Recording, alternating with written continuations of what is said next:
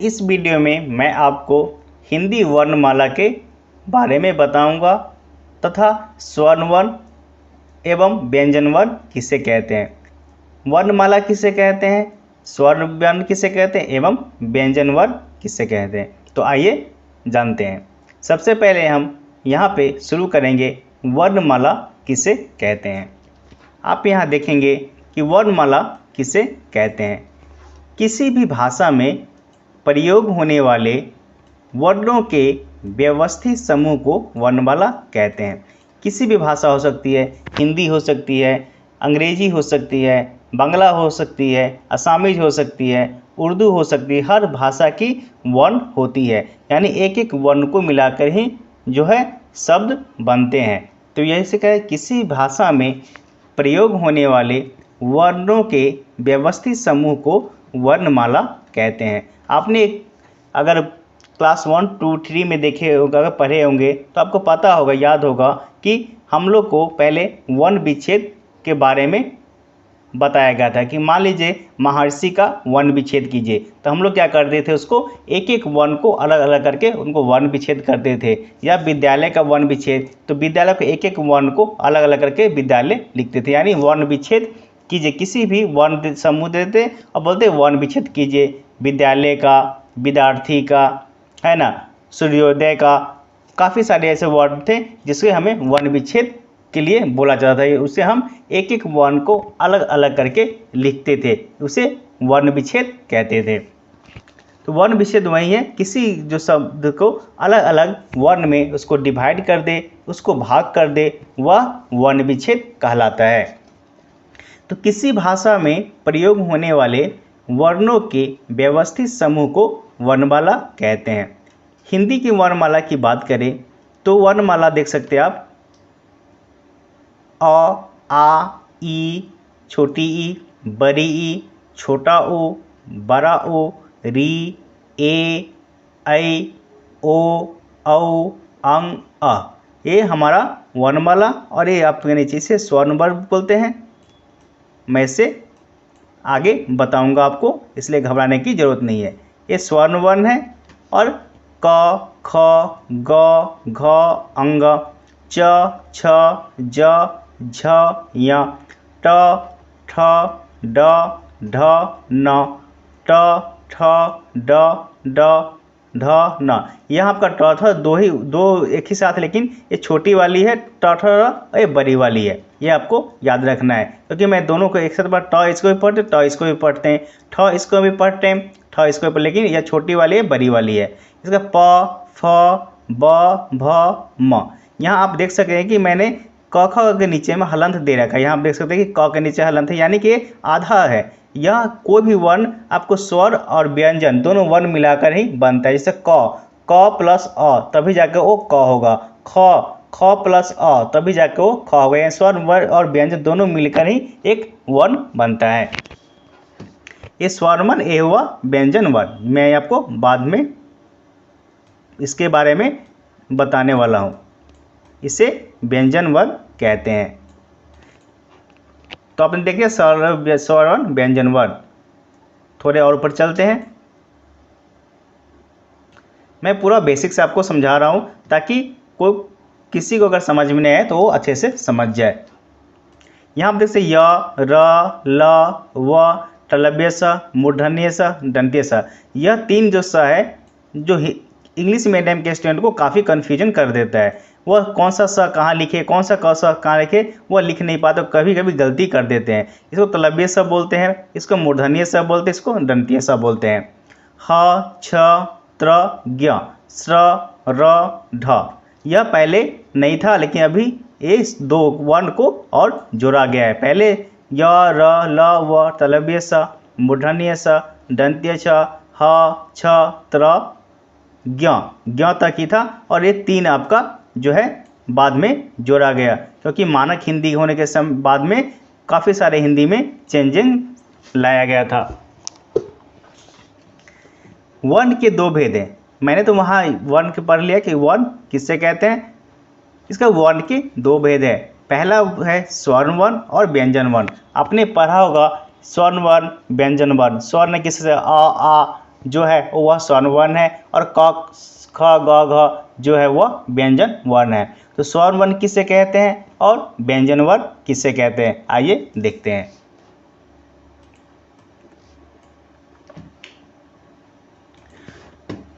पहले नंबर पे स्वर वर्ण किसे कहते हैं?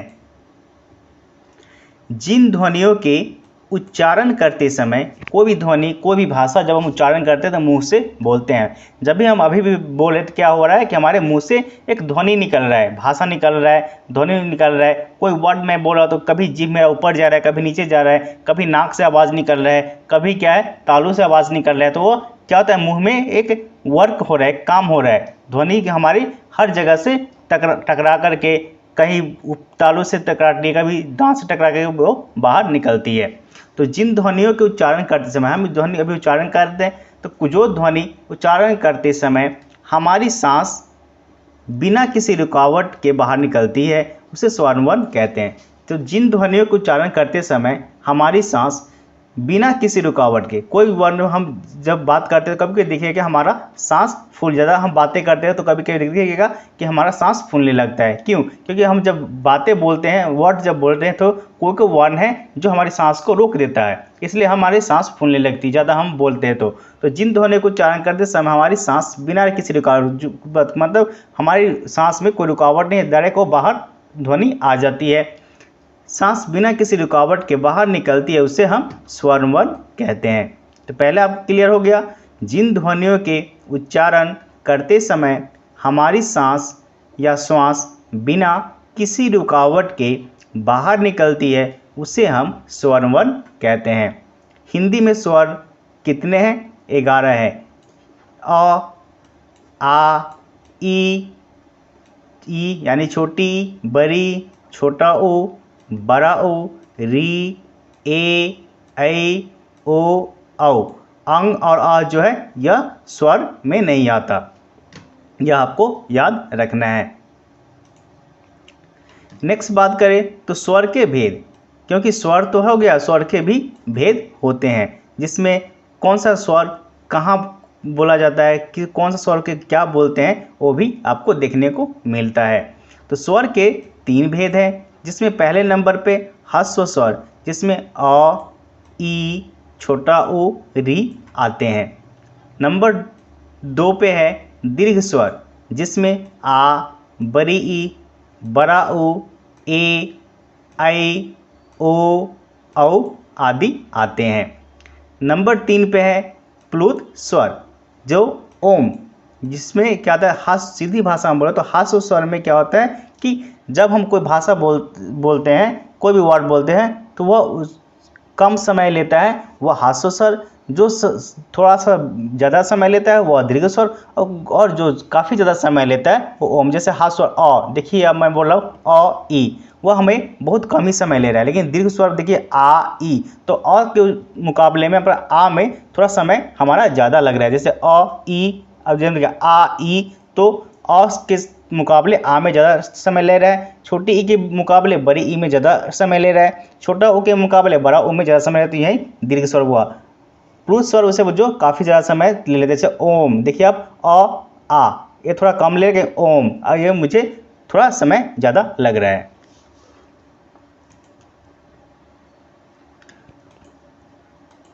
फिर से मैं एक बार रिपीट कर देता हूँ।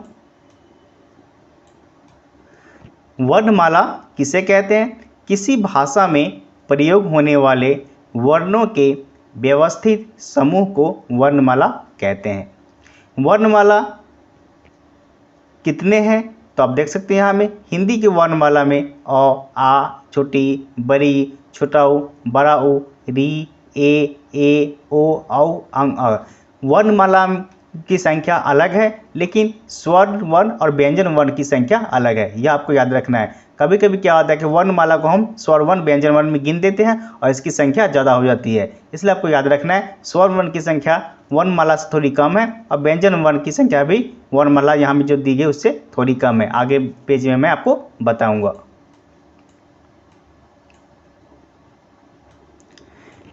दूसरे नंबर पे है वर्णों के 2 भेद है, स्वर्ण वर्ण और व्यंजन वर्ण। आपने काफ़ी सारी बार सुना होगा कि वर्ण के दो भेद हैं, स्वर्ण वर्ण और व्यंजन वर्ण। स्वर्ण वर्ण किसे कहते हैं? जिसमें 11 स्वर है, अ, आ, छोटी ई, बड़ी ई, छोटा ऊ, बड़ा ऊ, री, ए, ऐ, ओ, औ, अंग नहीं है। ओ औ तक है लेकिन अंग अ नहीं है। मैंने वर्ण में आपको अंग और अ वहाँ पे लिखा कर दिया था, लेकिन यहाँ में अंग और अ नहीं है, यह आपको ध्यान रखना है। स्वर के भेद की बात करें तो स्वर के 3 भेद हैं, ह्रस्व स्वर, दीर्घ स्वर, प्लुत स्वर। यह आपको क्लियर हो गया होगा। नेक्स्ट पेज में चलते हैं।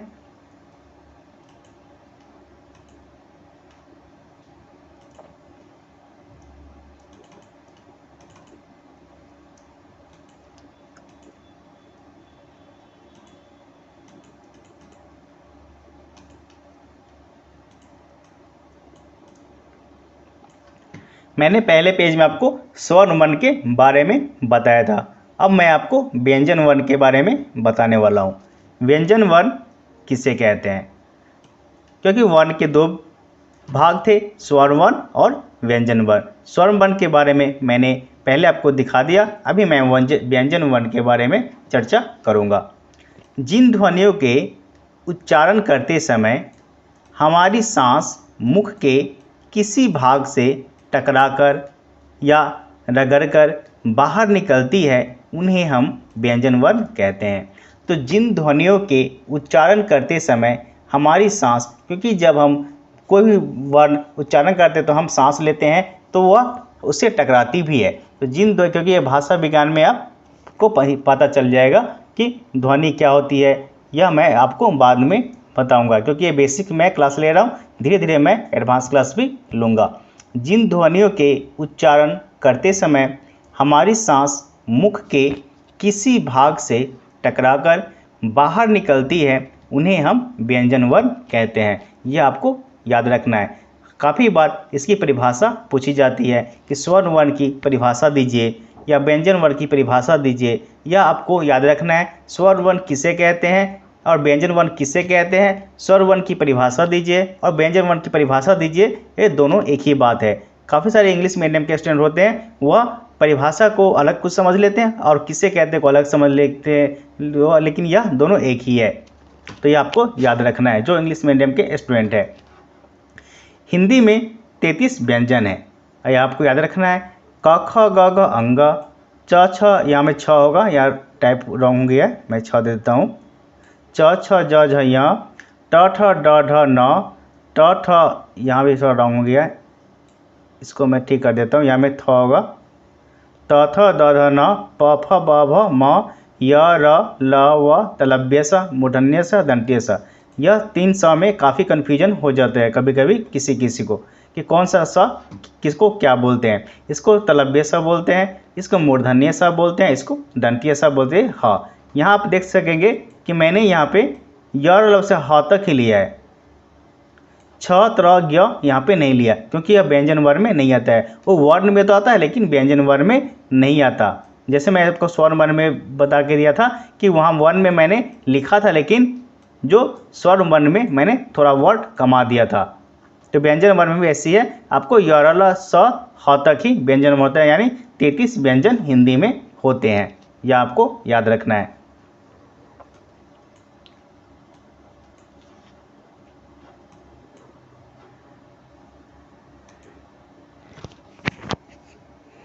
जिस प्रकार आपका स्वर्ण वर्ण का प्रकार था, ह्रस्व स्वर, दीर्घ स्वर, प्लुत स्वर, उसी प्रकार व्यंजन वर्ण का भी प्रकार यानी व्यंजन वर्ण भी 3-4 प्रकार के होते हैं, जिसमें आपके नंबर 1 पे है स्पर्श व्यंजन, यानी कि स्पर्श करके जो भी शब्द हम बोलते, जो भी वर्ण बोलते हैं, वह स्पर्श करके हमारे मुंह से बाहर निकलती है, उसे हम स्पर्श व्यंजन बोलते हैं। अंतस्थ व्यंजन, जो ऊष्म व्यंजन, संयुक्त व्यंजन। तो संयुक्त व्यंजन और संयुक्ताक्षर ही एक ही है। आप संयुक्ताक्षर पर यानी कि 2 वर्ण को मिलाकर के जो एक शब्द बनता है उसे हम संयुक्ताक्षर बोलते हैं। तो व्यंजन के प्रकार कहते हैं 4 प्रकार के हैं, स्पर्श व्यंजन, अंतस्थ व्यंजन, ऊष्म व्यंजन, संयुक्त व्यंजन। तो यहाँ व्यंजन भी हमें 4 प्रकार की देखने को मिल जाती है कि स्पर्श व्यंजन, अंतस्थ व्यंजन, ऊष्म व्यंजन और संयुक्त व्यंजन, जिसमें आपको स्पर्श व्यंजन में आपको कंठ से क वर्ग, क ख ग अंग, तालु से च वर्ग, च छ ज झ या, मूर्धन्य से यानी मुंह से ट वर्ग, वट से दंत से स ल ज, दंत से ओष्ठ से प आदि वर्ण बोले जाते हैं।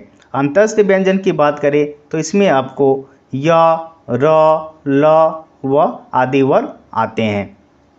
ऊष्म व्यंजन की बात करें तो उसमें आपको तलव्य स, मूर्धन्य स, दंत्य स, ह यह 4 वर्ण आते हैं। संयुक्त व्यंजन की बात करें तो संयुक्त व्यंजन और संयुक्ताक्षर दो एक ही होते हैं। जैसे हमें छ लिखना है तो छ को क प्लस छ लिखकर ही छ लिखेंगे। ज्ञ लिखना है तो ज्ञ प्लस य लिखकर ही ज्ञ लिखेंगे। त्र लिखना है तो 2 बार हम त प्लस ड लिखकर ही त्र लिखेंगे, यानी ये 2 वर्ण को मिलाकर के एक वर्ण बनता है, उसे हम संयुक्त व्यंजन या संयुक्ताक्षर कहते हैं। इसके अलावा आपका अन्य संयुक्त व्यंजन भी है, जैसे विधा, उद्देश्य, चिन्ह, मिट्टी, द्वारा, द्विज आदि। इसके विधा, उद्देश्य काफ़ी सारी आपकी अन्य 10 व्यंजन भी मिलती, लेकिन संयुक्त व्यंजन तक हम काम चला सकते हैं। तो आपने देखा कि व्यंजन वर्ण किसे कहते हैं? जिन ध्वनियों के उच्चारण करते समय हमारी सांस या श्वास मुख के किसी भाग से टकराकर या रगड़कर बाहर निकलती है, उन्हें हम व्यंजन वर्ण कहते हैं। हिंदी में कितने व्यंजन हैं? हिंदी में 33 व्यंजन है, जिसमें आपका क से लेकर के ह तक रखा गया है। व्यंजन कितने प्रकार के हैं? तो व्यंजन 4 प्रकार के हैं: स्पर्श व्यंजन, अंतस्थ व्यंजन, ऊष्म व्यंजन, संयुक्त व्यंजन। तो यह आपको क्लियर हो गया। पहले मैंने आपको स्वर्ण वर्ण के बारे में बताया, इसके बाद व्यंजन वर्ण के बताया, और सबसे पहले मैं आपको वर्ण के, क्योंकि वर्ण का जो वर्ण है उसमें थोड़ी संख्या ज़्यादा हो जाती है और स्वर्ण वर्ण में थोड़ी सी कम जाती है, व्यंजन वर्ण में थोड़ी सी कम जाती है, यह आपको याद रखना है। तो आज के लिए इतना ही। अगर आप हमारे चैनल पर नए हैं तो चैनल को सब्सक्राइब कर लीजिए, जिससे हमारी आने वाली अगली वीडियो की नोटिफिकेशन आपको सबसे पहले मिल सके और आप उसे देख पाए। तो चलिए मिलते हैं अगले वीडियो में।